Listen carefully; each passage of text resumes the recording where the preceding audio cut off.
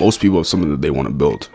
A business, a project, an idea, but most people never start. And honestly, a few months ago, I was one of them.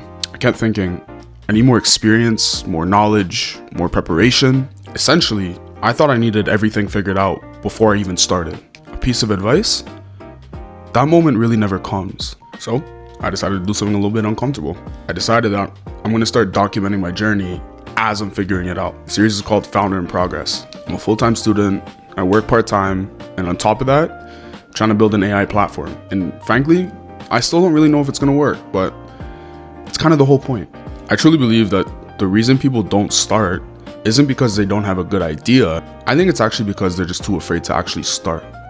They think they need more knowledge, more confidence, more certainty. But the truth is, almost nobody starts ready. They kind of just figure it out as they go.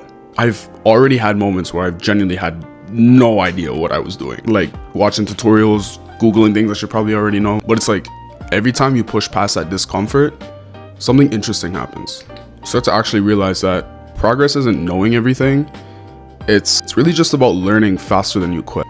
And that's actually part of the reason why I started building something in the first place. Right now, there's a lot of conversation about people worried about AI taking their jobs. But the more I've studied how AI is actually being used today, the more I realize something important. In most industries, AI isn't replacing individuals, it's actually making them more effective. Doctors use AI to analyze medical images faster. Engineers use it to detect errors in their code.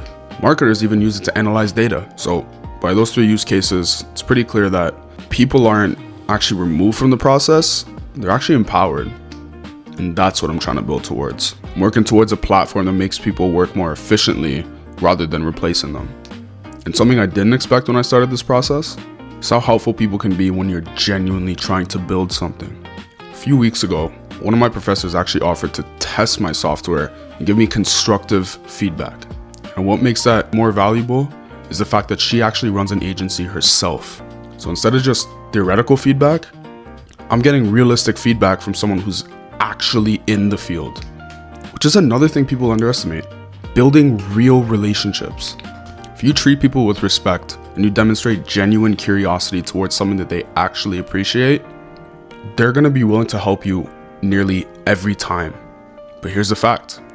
I would have never known that if I hadn't actually taken the risk and started myself. I wouldn't have had an idea, I wouldn't have had feedback, and I wouldn't have made progress. I think a lot of people start waiting for that confidence to come in before they actually start putting in the work.